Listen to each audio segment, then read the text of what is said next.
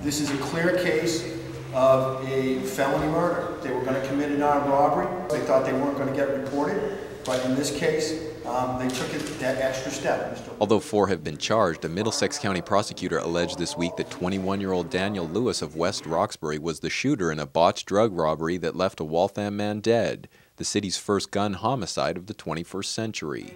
On Monday, Lewis appeared in Waltham District Court alongside 18-year-old Shaquan Jacobs of Newton and 19-year-old Wallace Duarte of Waltham in connection with the shooting of 29-year-old Adam Coveney, who was killed outside his apartment at 879 Lexington Street on September 30th.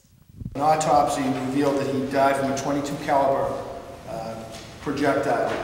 Lewis and Jacobs have been charged with murder and armed assault with intent to murder. Duarte, the lone Waltham defendant, was the driver and was charged as an accessory to murder after the fact. A fourth defendant, 17-year-old Newton North High School senior Benjamin Peirce, was charged with murder and armed assault with intent to murder last week. All pleaded not guilty. Mr. Peirce reportedly made a phone call to the victim in this case, made arrangements to acquire some drugs, and eventually he got together with other associates, and they hatched a plan basically to rob the victim of the narcotics. On Monday, prosecutor Daniel Bennett provided additional details about their plan to steal Percocet tablets, painkillers worth roughly $30 each. Had a plan where Mr. Jacobs and Mr. Lewis were going to hide behind a tree line. And Mr. Peirce was going to go up, enter into conversation, and when he gave a certain signal, Mr. Jacobs and Mr. Lewis were going to rush forward and participate in a robbery. Mr. Peirce gave that signal. Mr. Jacobs and Mr. Lewis rushed forward. Mr. Lewis was armed with a handgun. Once Mr. Coveney was knocked to the ground, all 3 defendants, that being Mr. Peirce, Mr. Jacobs, and Mr. Lewis, began to kick him.